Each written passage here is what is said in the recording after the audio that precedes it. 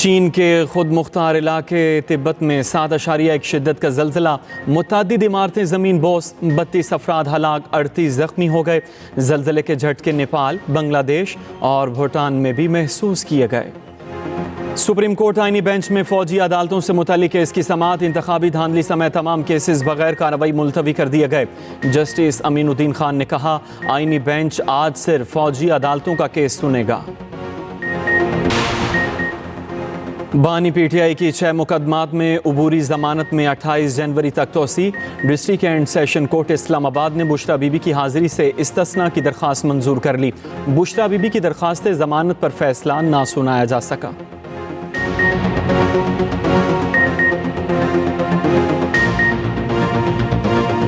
ملک میں شدید سردی کی لہر، ناران، شوگران اور سریپائی میں 4 انچ سے زائد برف باری۔ پنجاب میں دھند کی شدت میں کمی، موٹر ویز کو ٹریفک کے لیے کھول دیا گیا۔ لاہور میں کئی روز بعد آج دھوپ نکل آئی۔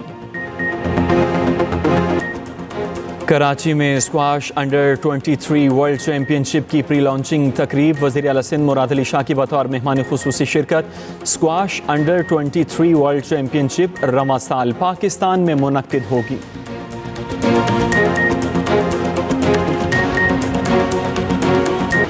جمائمہ گولڈز میں جنوبی افریقہ میں پہاڑی سے گر کر زخمی ہو گئیں۔ جمائمہ کیپ ٹاؤن کے اسپتال علاج کے لیے داخل، حالت بہتر ہے۔ ذرائع کے مطابق جمائمہ ہائیکنگ کے دوران گر کر زخمی ہوئی تھی۔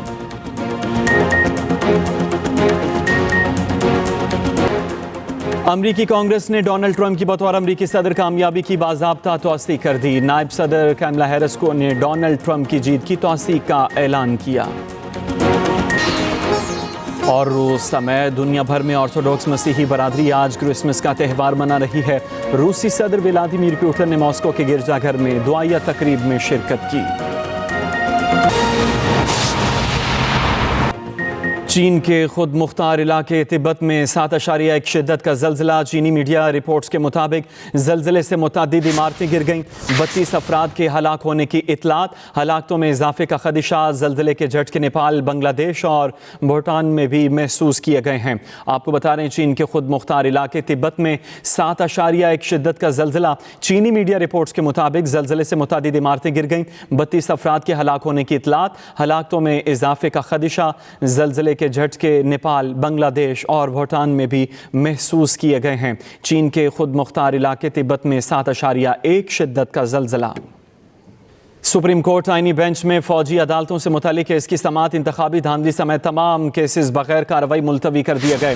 جسٹس امین الدین خان نے کہا، آئینی بینچ آج صرف فوجی عدالتوں کا کیس سنے گا۔ وزارت دفاع کے وکیل خواجہ حارث نے دلائل جاری کیے، کہا کہ سپریم کورٹ نے ماضی میں قرار دیا فوج کے ماتحت سویلینز کا کورٹ مارشل ہو سکتا ہے۔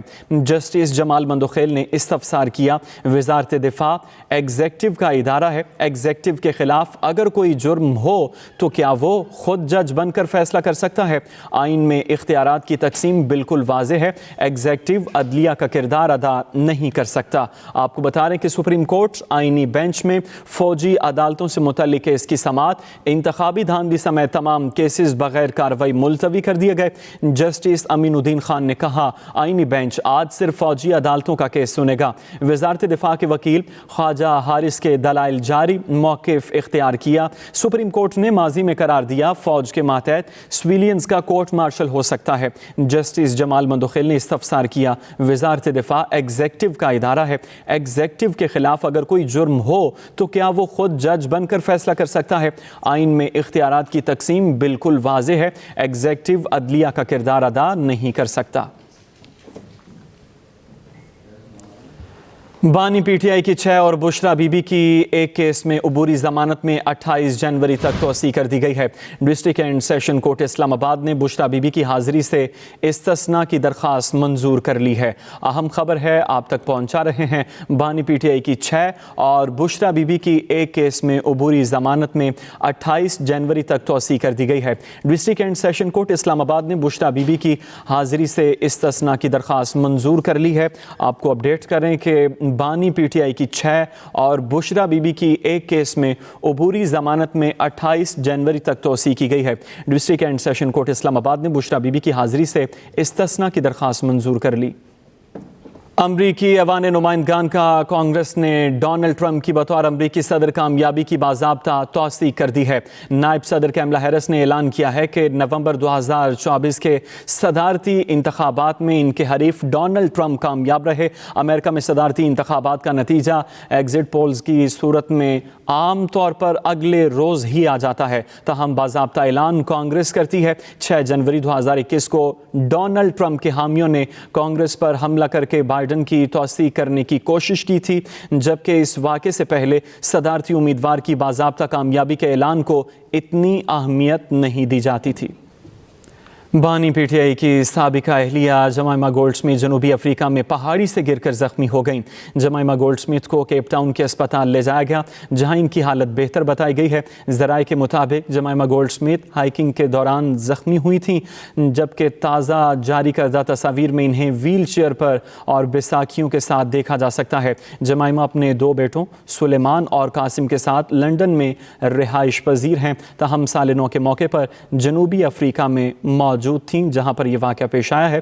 انہیں اسپتال منتقل کر دیا گیا ہے۔ روس سمیت دنیا بھر میں آرتھوڈاکس مسیحی آج کرسمس کا تہوار منا رہے ہیں۔ روسی صدر ولادیمیر پوٹن نے ماسکو کے گرجا گھر میں ہونے والی دعائیہ تقریب میں شرکت کی۔ انہوں نے کیتھیڈرل آف کرائسٹ جا کر پیٹریارک کیریل سے بھی ملاقات کی ہے۔ دنیا بھر کے آرتھوڈاکس مسیحی برادری کو مبارکباد پیش کی۔ اس موقع پر صدر پیوٹن نے قوم کے نام پیغام میں کہا کہ یہ تہوار خاندانی روایات کی اہمیت کی علامت ہے۔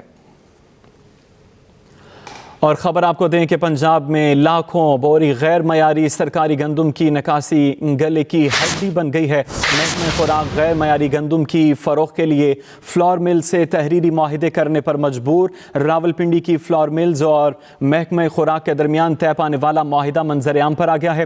اسلام آباد فوڈ سینٹر میں موجود لاکھوں بوری غیر معیاری سرکاری گندم پر فلور ملز کے شدید تحفظات سامنے آئے ہیں۔ فلور ملز مکمل خراب یا تبدیل شدہ رنگ والی گندم نہیں اٹھائیں گی، یہ واضح موقف اپنایا گیا ہے۔ پنجاب میں لاکھوں بوری غیر معیاری سرکاری گندم کی نکاسی گلے کی ہڈی بن گئی ہے۔ اسی حوالے سے تفصیلات جانیں گے ہم۔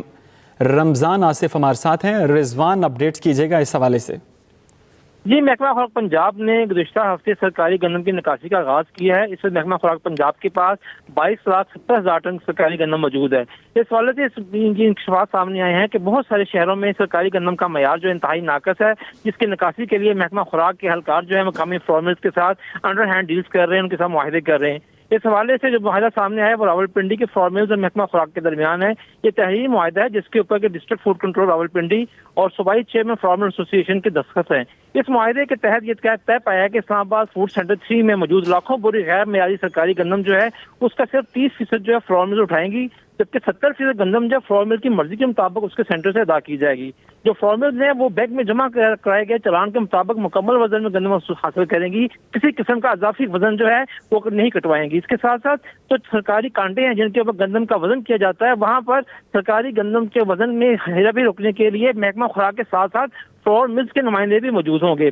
یہ محکمہ خوراک اسلام آباد سینٹر 3 کے اوپر جو گندم ہے یہ 5,80,000 بوری گزشتہ برس راجن پور سے منتقل کی گئی تھی اور یہ انتہائی غیر معیار کی تھی، جس کے بعد محکمہ خوراک پنجاب نے اس کی انکوائری بھی ہولڈ کی تھی۔ انکوائری کے دوران 1 سال گزر چکا ہے، لیکن انکوائری کے نتائج مکمل نہیں ہوئے۔ جی ٹھیک ہے، رضوان آصف اپڈیٹ کر رہے تھے، آپ کا شکریہ۔